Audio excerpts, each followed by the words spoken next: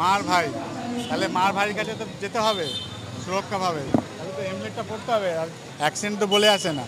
এবার আপনি যে হেলমেট পরলেন, এরকম আপনার 5 জন যারা হেলমেট পরে না তাদেরকে অ্যাওয়ারনেস করবেন, কেন তাদের পরিবার আছে। আপনারা সকলেই নিজের সুরক্ষার জন্য হেলমেট পরে যাবেন।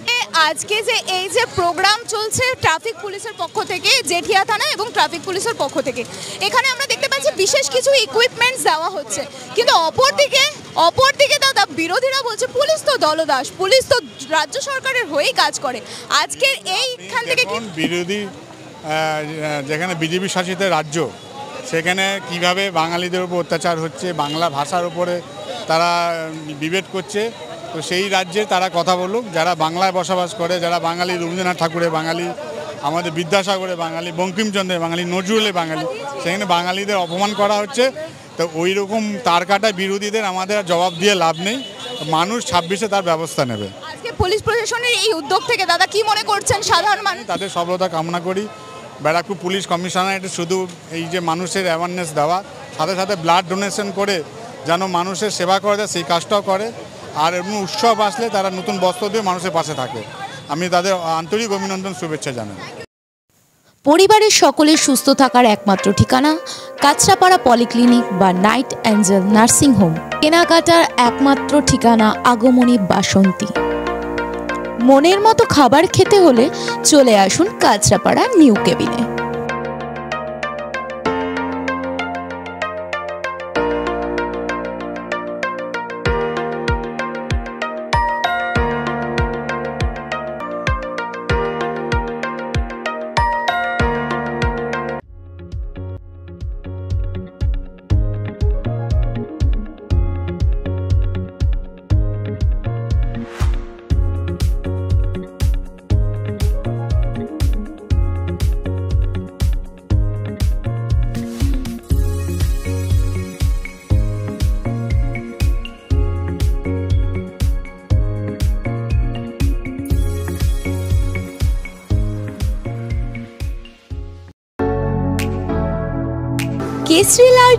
কেসরি লাইট হাউস এবং কেসরি লাইট হাউস নিজেদের রান্নাঘরকে আরো অত্যাধুনিকভাবে সাজাতে, সমস্ত কিছু পেতে চলে আসুন নৈহাটি গৌরীপুর চৌমাথা বাজার কেসরি লাইট হাউস।